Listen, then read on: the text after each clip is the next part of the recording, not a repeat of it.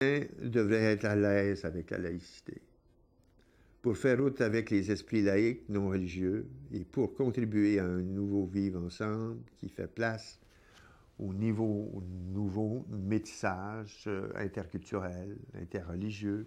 Moi, je célèbre de plus en plus de mariages interreligieux, interculturels.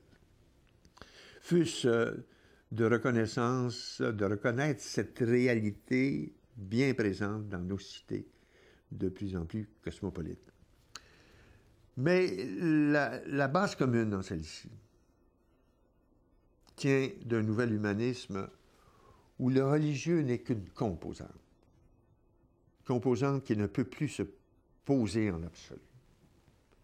C'est pour cela que dans le premier volet, j'ai mis d'abord de l'avant une réflexion sur le nouvel humanisme.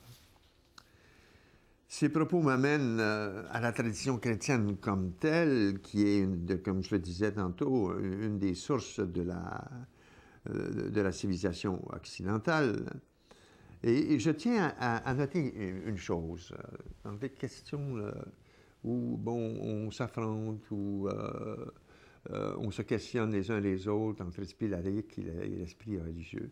Dans mon monde religieux à moi, j'ai l'impression qu'on se rend pas assez compte, quoi, de le fait que la civilisation occidentale et ses diverses cultures ont tout autant façonné le christianisme que celui-ci a marqué notre civilisation. D'où l'importance, quand je dis on devrait être à l'aise, comme au plan laïque. Ce qui me fait dire qu'on ne peut repenser, renouveler le christianisme et les églises d'aujourd'hui sans les apports du monde moderne. Et on sait les contentieux profonds entre l'Église, en tout cas mon Église, et puis la culture moderne.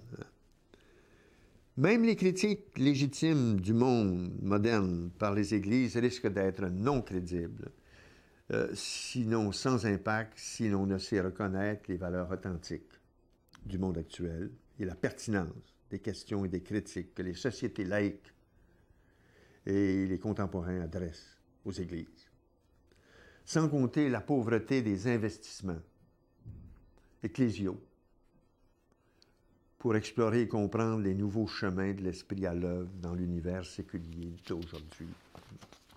Il s'agit là d'une posture fondamentale. Il y a un axe qui traverse tous les repères de l'intelligence chrétienne de la situation historique présente, à savoir ceci.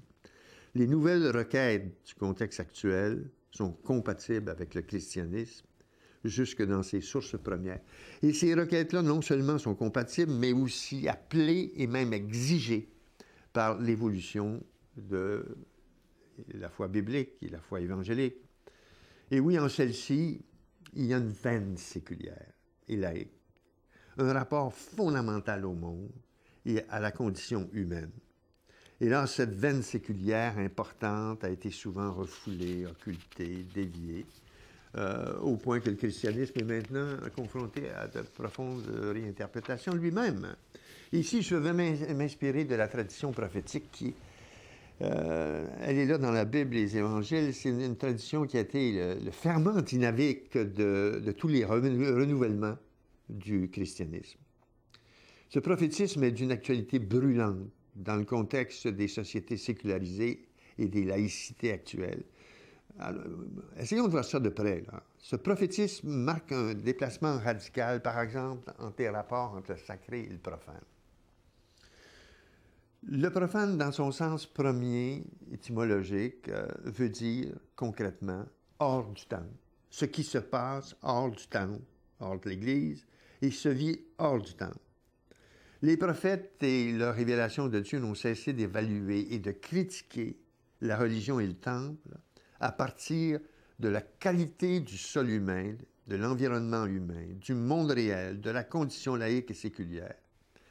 Du point de vue de l'espérance chrétienne, inséparée de la foi biblique, le premier messager, c'est la terre, c'est l'amour, c'est le pain de chaque jour, c'est la justice, c'est la fraternité, c'est l'art et la science.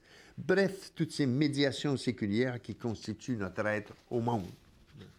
Un monde de plus en plus complexe, Une société de plus en plus pluraliste, une diversité religieuse croissante, un nombre grandissant de gens sans religion, une volonté d'instaurer une laïcité intégrale, des enjeux sociétaires et planétaires prioritaires, des conflits identitaires où ressurgissent les religions et enfin la difficile quête d'une base commune pour être capable de vivre ensemble. Cette panoplie de défis cruciaux a entre autres effet de faire apparaître un peu dérisoire les débats autour de la confessionnalité et de la survie de l'Église. On est à milieu de l'Église de la chrétienté. Comment va se situer le christianisme dans tout cela? Peut-il être porteur d'apports qualitatifs et crédibles? Quelle sera sa posture de base? Sera-t-elle de sa veine prophétique, séculière, laïque, qui devrait lui permettre d'être à l'aise avec une laïcité qui est en train de se définir et de prendre corps? Ou bien sera-ce une posture de refus, sinon d'autodéfense, de repli sur soi, au risque d'être perçu comme une secte? Moi, je me suis battu contre le confessionnalisme mur à mur. Par exemple, l'obligation pour tous les couples québécois de se marier à l'Église. Alors, j'ai plaidé pour l'alternative du mariage civil. Et voilà que se dessine un laïcisme mur à mur qui refoule l'expérience religieuse dans la vie privée et les sacristies. Ce que dément le phénomène religieux, social, culturel, sociétaire qui traverse toute l'histoire humaine. Et les riches apports culturels du christianisme dans l'histoire de la civilisation occidentale, y compris dans notre propre histoire. Sans compter le refus de ce laïcisme mur à mur de reconnaître la moindre intelligence, le moindre sens dans l'expérience religieuse, même symbolique, comme si la religion était de part en part, insensée, irrationnelle et absurde. De quoi exclure les croyants d'hier et d'aujourd'hui de toute possibilité, même sociale, de s'inscrire collectivement dans la société. Nous serions ainsi la seule société occidentale à rejeter les collectifs religieux de la société civile et du débat démocratique. Le sociologue athée Alain Touraine soutient que l'honnêteté intellectuelle doit reconnaître cela avec la conviction que cette inclusion n'enlève rien à l'autonomie entière de l'État laïque.